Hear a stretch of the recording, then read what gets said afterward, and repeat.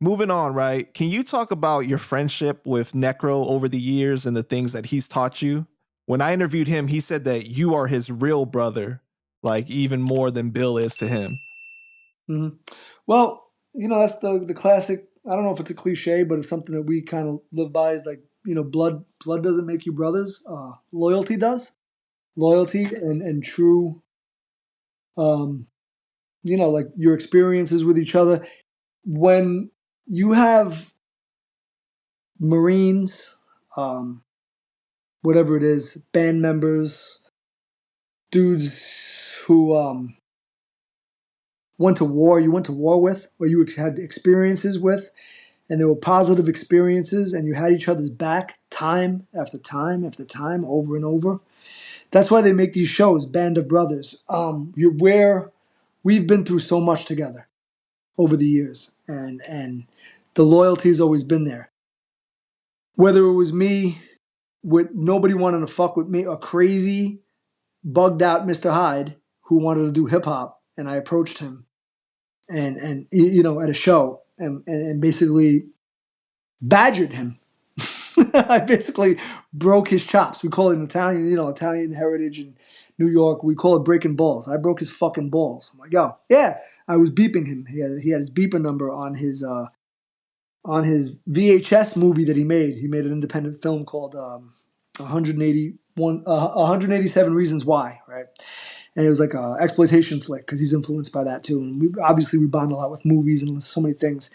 And I started beeping him after meeting him, harassing him about like how if I like the flick, and oh yeah, so what are you doing? When's the next show? Coming through. We just became friends. Over nonstop. He would always call me back. He was just like, oh yeah, yeah, oh yeah, and then he'd be like, he didn't have a car at the time, so he'd be like, you got a whip? You want to go to Dr. J's, buy some gear? You want to go to the boxing gym? I was going to go train boxing at Starrett City Boxing Gym, and I'm like, oh, well, I box. I love that. Yeah, let's go. He's like, get out of here. You box? I'm like, yeah, yeah, yeah. He goes, oh, well, I've been going to the gym, hitting the bag. He's like, let's go. Pick me up. So he's probably using me for my car, and I'm using him because I know he's got beats, and but then we just became friends, and relating on every little fucking thing. So wanted to see. He's just he's a real original person, goon. Like the number one thing I could say about Necro is he's fucking. There's no filter. Necro is Necro as a person, as a musician. It's the same thing, same guy, same guy. Although obviously he's embellishing and being a creator like a Tarantino or Scorsese or Hyde, how we create. And it doesn't mean that he's not a good family person, that I don't trust him with my blood and my daughter, and he's the godfather to my daughter. That he's not a great son. You know what I mean?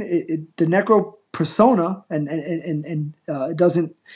it doesn't come into the that's separated. He's actually has a lot of good values. He's not cheap. He's very giving to his friends and people that he thinks and believes are loyal to him. Now, if it's somebody that he ain't really feeling, he can be real. He's going to be very abrasive towards you if you don't feel like you're rocking with his cause or you're not showing him any love. Just the way he is, and I respect it. I respect the fuck out of that, and I'll always stand by him because he stood by me and he's cheerleaded Mr. Hyde to people that slept on me, thought I was whack, thought I was too much, over the top, whatever. Like nobody else was going to give me any kind of a chance rapping the way I did outside the box, looking the way I looked, whatever, like or just acting the way I acted. So I got to give him props for that. He basically handed me beats, friendship, a career, because he was much further along than I was. He's putting me out. So and just as a friend, it's just it became that way, and I'm forever loyal. When I was locked up, a lot of people that I grew up with, who I showed a lot of loyalty to, didn't visit me, didn't put money into my commissary. Necro did. He showed up. And it was far. fucking, I don't know if people know, but where I got locked up in Nassau County. To Brooklyn, that's like an hour. It's like an hour drive, you know. He didn't have a car either. He rolled with somebody. He rolled with another goon who I knew from the neighborhood who drove him. You know, put money in my commissary all the time. You know, he just paid for my lawyer. You know, that's shit that's street shit. That's a bond. That's like these band of brothers type shit, where you went through turmoil and you went through things together, and I supported his cause. And I always told him, I said, whether I don't love the business aspect of hip hop. I don't love the entrepreneur having to invest every last fucking dollar into shit, and not knowing whether or not you're gonna fail or not. So I don't, and having people. I don't like to deal with a lot of that. A lot of the paperwork and the sitting and the behind the computer screen and just nonstop pushing my shit on people.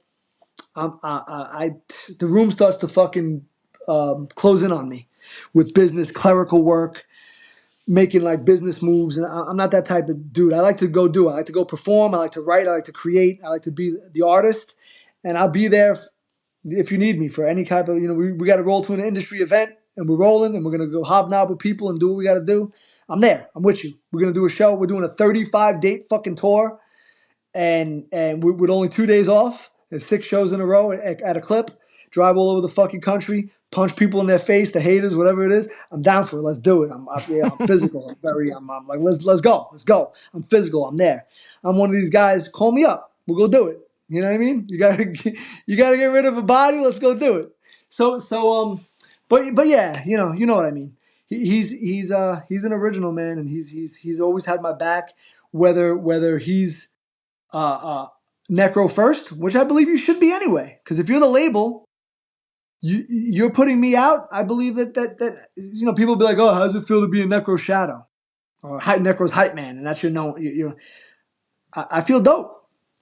I like it. We did a lot of shit together. I love being. I don't have to be the fucking cleanup hitter. I could be the leadoff hitter, the number 2 hitter. I'll get on base for you. You hit the home run. Now that's 2 runs that we scored. If I got on base and you hit a home run, yeah, you got the glory from the home run, but I scored 2, motherfucker. I just look at it like that. We're doing it together. His cause is my cause. Now, if I don't agree with something, I tell him, nah, I'm not fucking doing that. You're bugging. Pay me more. No, but I'm saying, like, it is what it is. Oh, what? Wait, what? The itinerary is what? We're driving to the Coquihalla Mountains 6 times in Canada? Nah, you pay me a little more for this. I'm not doing it. Make me the tour manager on that tour too, and I'll get paid. Pay me on that salary too.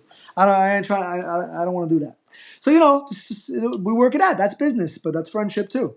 So we don't agree with everything. He don't agree with the way I am with a lot of people. I'm very outgoing. I have my different views. I'm not, I'm able to like move a little bit more like water and get into and talk to somebody. I'm a jack of all trades. I'm more willing to debate stuff and have like play devil's advocate and see the other side, see how the shoe is on the other foot. He's Necro cause, and if you're against him, fuck you.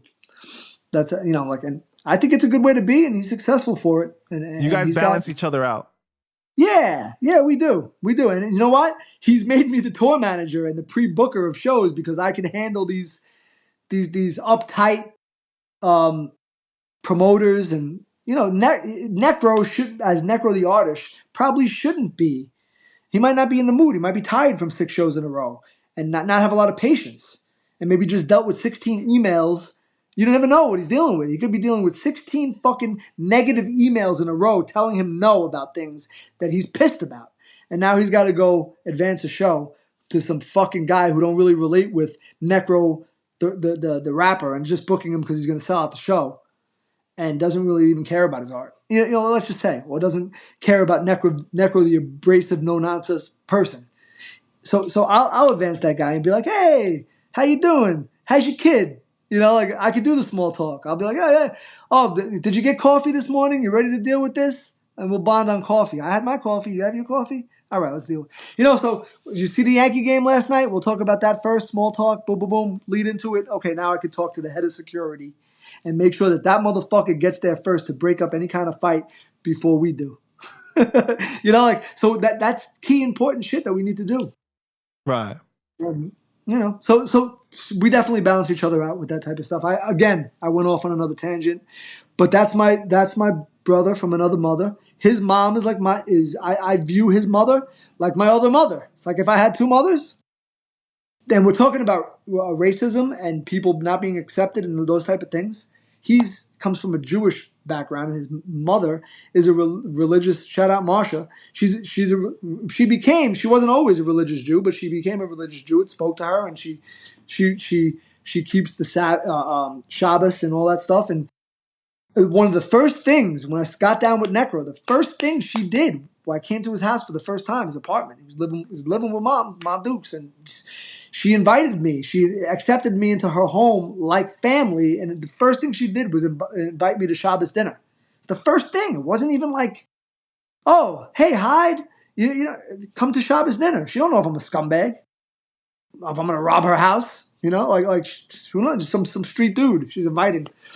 She's very open arm giving, and she knew that if Necro was saying is co-signing me as being a good guy, and he hides the man, and he's in my house, like she knew, and she accepted me in. My culture is completely different. I was raised Roman Catholic, Right. so it's a different upbringing. Whether or not that I believe my religious beliefs or whatever they are now, I don't, I'm disassociated a little bit, but I have my own views. But breaking bread with people, good people who accept you, a wayward kid like I was, I didn't get accepted a lot in hip hop. Just the way I was, and I was looked at a little bit. Even though I got along with a lot of people with sports, I had a lot of things that I got along with people. My inner thinking and the way I was different from a lot of other people, and then my style, whatever it was. So she embraced me and like a mother would, and she was very very nurturing, sweet, and Uncle Howie, and just the whole vibe of that thing. I never forget that. I don't forget when you treat me like family, you're gonna get treated like family back.